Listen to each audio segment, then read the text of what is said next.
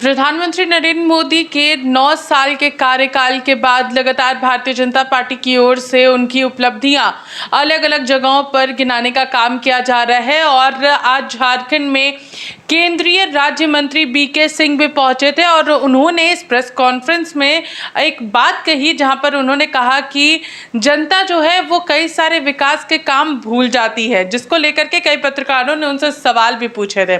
तमाम चीज़ों पर चर्चा करेंगे कि आखिर ये 9 साल का कार्यकाल क्या था, कैसा रहा और क्या कुछ इसमें उपलब्धियां भारतीय जनता पार्टी गिना रही है। इस वक्त हमारे साथ मौजूद है नित्यानंद शुक्ला जी, एडिटर। हम लोग सीधे इनसे बातचीत करेंगे 9 साल के कार्यकाल को लेकर के और आज जो बीके सिंह ने बयान दिया है उसको लेकर के। बीके सिंह ने आज प्रेस कॉन्फ्रेंस के दौरान कहा कि जनता जो है वो विकास के कई सारे काम भूल जाती है, तो वो अब हम लोग गिनाने का काम कर रहे हैं क्योंकि 2024 का चुनाव जो है वो नजदीक आ रहा है। देखिए, ये बात तो है कि जब चुनाव होते हैं तो जो तत्कालिक इशू होते हैं पिछले 1 साल के, वो कहीं ना कहीं चुनाव को, कोई भी चुनाव हो, वो उसको प्रभावित करते हैं। तो 2024 का भी जो चुनाव है, तो 2023 में जो घटनाएं घट रही हैं और 2024 में जो तात्कालिक इश्यूज होंगे उनको लेकर चुनाव लड़ा जाएगा।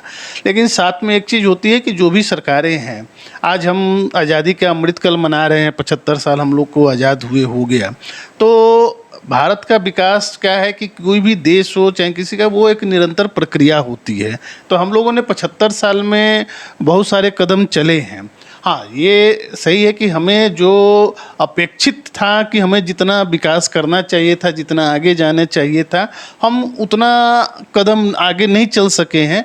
लेकिन ऐसा नहीं है कि हमने कुछ चला ही नहीं है। हमें 100 कदम चलने की ज़रूरत थी, तो ऐसा नहीं, हमने लगभग 50 कदम तो चला ही था।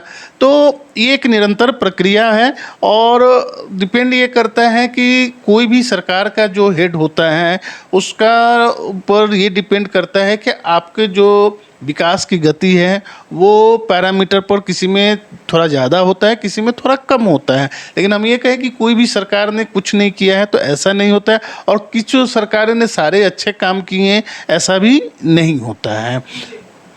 अगर बात करें ये 9 साल के कार्यकाल को लेकर के, तो भारतीय जनता पार्टी पूरी तरीके से चुनावी मोड में आ चुकी है और उसी के तहत ये 9 साल का जो पूरे हो रहे हैं उसको लेकर के ही भारतीय जनता पार्टी तमाम चीज़ों को अब जनता के बीच लेकर के आ रही है।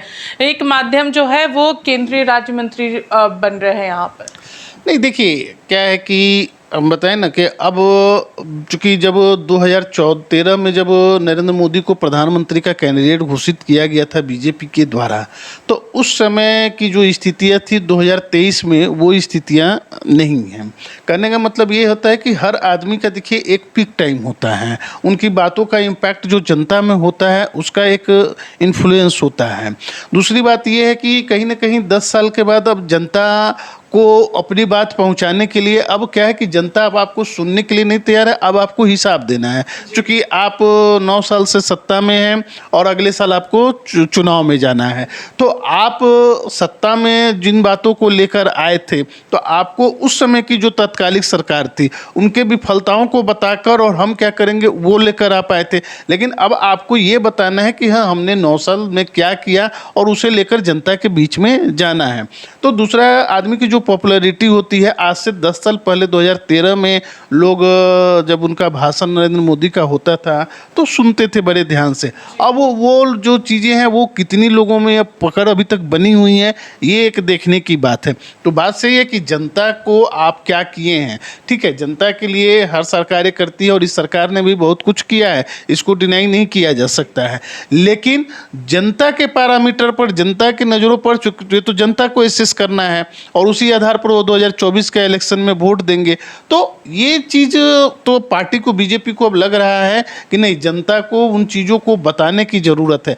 लेकिन बीजेपी को एक चीज़ मैं आपको बता दे रहा हूँ कि कर्नाटक में आप देखिएगा, बीजेपी का वोट शेयर नहीं घटा था, तो उसका 2 कार नहीं घटा, लेकिन कांग्रेस का 5% वोट शेयर बढ़ा। पिछले बार बीजेपी को 2018 में कर्नाटक चुनाव में 36% वोट मिलने के बावजूद उनको 105 सीटें आई थी और कांग्रेस को 38% सीट मिलने के बाद भी वो लगभग 70 सीटों पर आए थे। लेकिन इस बार कांग्रेस से बढ़कर 43% हो गई। तो अब आपको एक चीज़ ये देखना होगा कि विपक्ष भी एक तरफ से, सारे विपक्ष के लोग एक तरफ से जुटान कर रहे हैं, तो आपको उनको भी कन्फ्रंट करना है। दूसरी बात ये है कि आपको अपनी बातों को जनता तक पहुंचाना है और अपने वोट शेयर को अब इंटैक्ट ही नहीं, बीजेपी को 2019 के चुनाव में लगभग 37% वोट मिला था। अब बीजेपी को ये वोट शेयर जब बढ़ाने में वो सक्सेसफुल होंगे तभी उन्हें सत्ता में बने रहना संभव होगा। अगर जो उनका वोट शेयर गिरता है, क्योंकि क्या होता है कि 2-4% के वोट शेयर पर आपको सीटों में काफ़ी अंतर देखने को मिलता है। हिमाचल में लगभग 1% से भी कम का था, लेकिन 15 सीटों का अंतर था, तो वहाँ पर सत्ता बीजेपी की चली गई और कांग्रेस की आ गई। तो सरकार के लिए अब बहुत ये कठिन काम है कि हम लोगों को अपनी बातों, उपलब्धियां बताएं और जनता हमें फिर से चुनकर भेजे। इसके कवायद में कहीं ना कहीं नरेंद्र मोदी सरकार को अब लग रहा है कि हमें इस कवायद में लग जाना चाहिए, लोगों के बीच पहुंच बैठानी चाहिए और उसके कार्यक्रम में उसी के तहत बीजेपी जो है लग गई है कि जनता को याद ही नहीं दिलाना है और उनको बताना है। तो महंगाई एक जो सबसे बड़ा इशू है, बीजेपी को कहीं ना कहीं इसको भी आने वाले समय में, चूँकि कांग्रेस देखिएगा कि 200 यूनिट बिजली फ्री, सिलेंडर 500 रुपये में देंगे कर्नाटक में। अब ये एक चीज़ बता रहे हैं ये पूरे देश में होने वाला है, और तो बीजेपी उन सब इशूज़ पर अब कैसे काउंटर करती है। आपने जो 9 साल में किया वो उससे ज़्यादा अब जो ये फ्री बीज का है इशू, चूँकि हिमाचल में भी उसी पर कांग्रेस को सत्ता में मिली आई है, कर्नाटक में भी आई है, तो अब इस इशू को चूंकि लेकर, और दूसरा कास्ट सेंसस, तो ये 2 इशूज जो हैं इसको बीजेपी कैसे एड्रेस करती है, ये 2024 के चुनाव का एजेंडा होगा। क्या लग रहा है ये भारत जोड़ो यात्रा का भी एक इम्पैक्ट जो है वो अलग अलग जगहों पर दिख रहा है, क्योंकि जब हिमाचल में चुनाव हो रहे थे तो वहाँ पर भारत जोड़ो यात्रा के तहत तमाम लोग वहाँ से गुजर रहे थे, उसका भी एक असर हो, क्योंकि अगर कर्नाटक की बात करेंगे तो वहाँ से ही भारत जोड़ो यात्रा की शुरुआत हुई थी। हिमाचल में भारत जोड़ो यात्रा का इम्पैक्ट, वहाँ तो राहुल गांधी गए भी नहीं थे ये के लिए। कर्नाटक में 21 विधानसभा क्षेत्रों में उनकी यात्रा हुई थी, और उसका देखिए, मैं वही बोला कि हर पार्टियां अपने अपने कुछ न कुछ चीज़ें लेकर आती हैं। होता क्या है कि जब आप शासन में हैं तो आप हारते अपने कारणों से हैं। अगर जो लोगों को आपके प्रति आस्था खत्म हो गई है, आपके प्रति लोगों का ये है कि नहीं हमें इस सत्ता को बदल देना है, तो वो विपक्ष कितना भी कमज़ोर है सत्ता बदल ही जाती है। और अगर जो विपक्ष उसको थोड़ा मजबूती से लड़ता है, तो 2014 का चुनाव है को उस समय की जो यूपीए सरकार, मनमोहन सिंह सरकार जिसके प्रधानमंत्री थे, चूँकि लोगों को कहीं ना कहीं महंगाई, बेरोजगारी और लोगों को एक उस सरकार से एक था कि नहीं इसे हम हटा देना है, और नरेंद्र मोदी का एक विपक्ष, मजबूत विपक्ष के रूप में, नेता के रूप में उभरना, तो वो लोग वोट कंसोलिडेट किया और उनको अकेले बीजेपी को बहुमत मिल गया था। तो ये एक चीज़ वही है कि कोई भी सत्ता से बाहर इसीलिए होता है कि वो लोगों में एक, कहते हैं इंग्लिश में फैटिग वर्ड, मतलब उसके प्रति लोगों की एक माने निराशा टाइप का हो जाए कि उससे कुछ उम्मीद न रह जाए। अगर जो आप वो उम्मीद बना कर रखते हैं तो इसमें बीजेपी कितनी सफल होती है निर्भर इस पर करेगा 2024 का चुनाव। 12 जून 2023 को भी विपक्षी एकता को देखते हुए पटना से एक बड़ा उलगुलान देखने को मिलेगा। वहाँ पर तमाम लोग जुटने वाले हैं, और क्या लग रहा है 9 साल का कार्यकाल और ये बैठक दोनों एक दूसरे से जुड़े हुए? नहीं, मैं वही कह रहा हूँ कि देखिए बीजेपी को अब चूंकि देखिए विपक्ष तो अपना गोलबंद कर रहे हैं, अपने लोगों को मिला रहे हैं। अब देखिए बीजेपी अपने साथ कुछ और पार्टनर्स को जोड़ पाती है कि नहीं पाती है। हालांकि संसद का जब उद्घाटन हुआ है तो आप देखिएगा मायावती की पार्टी बीएसपी साथ खड़ी दिखी, उधर बीजू जनता दल साथ की, उधर आईएसआई रहे, एआईएडीएमके हैं।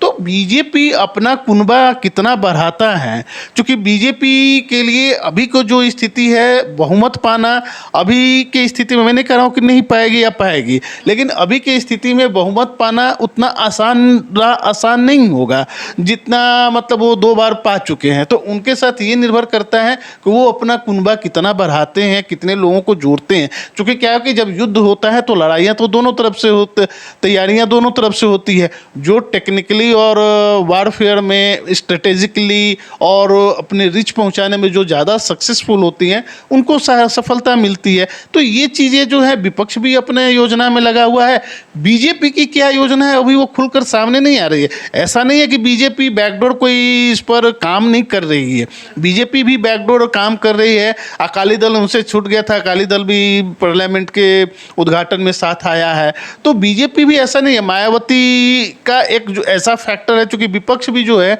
मायावती को टोटली अभी इग्नोर कर कर चल रहा है। लेकिन आपको एक चीज़ याद रखना चाहिए कि विधानसभा चुनाव में मायावती को भले ही सीटें न मिली हों, नहीं उनका अच्छा परफॉर्मेंस रहा हो, लेकिन 2019 के चुनाव में जब समाजवादी पार्टी और मायावती साथ लड़े थे तो मायावती को लगभग 10 सीट मिली थी लोकसभा में और समाजवादी पार्टी को मात्र 5 सीटें मिली थी। तो आपको ये निर्भर करता है कि मायावती को सब विपक्ष इग्नोर कर रहा है, बीजेपी अगर जो उनको अपने साथ ले आने में सफल होती है तो उसका फायदा केवल यूपी में नहीं होगा, अन्य राज्यों में भी बीजेपी को कुछ कुछ फायदा हो सकता है। तो ऐसा नहीं है, ये बैकडोर बीजेपी विपक्ष की चीजें सामने दिख रही है और बीजेपी का बैकडोर क्या चल रहा है वो चीजें अभी सामने नहीं आ रही हैं। तो अभी भारतीय जनता पार्टी क्या कुछ प्लान कर रही है वो तो फिलहाल सामने नहीं आया है, लेकिन विपक्षी एकता जो है वो 12 जून को एकजुट होकर के तमाम चीज़ों पर चर्चा करने वाली है और 9 साल के कार्यकाल को लेकर के लगातार भारतीय जनता पार्टी जनता के बीच आ रही है और जो विकास के कार्य उनके द्वारा किए गए हैं उसे यहाँ पर जनता के बीच गिनाती हुई नजर आ रही है। फिलहाल मेरे साथ इतना ही, तब तक के लिए देखते रहिए रिपोर्टर पोस्ट। नमस्कार।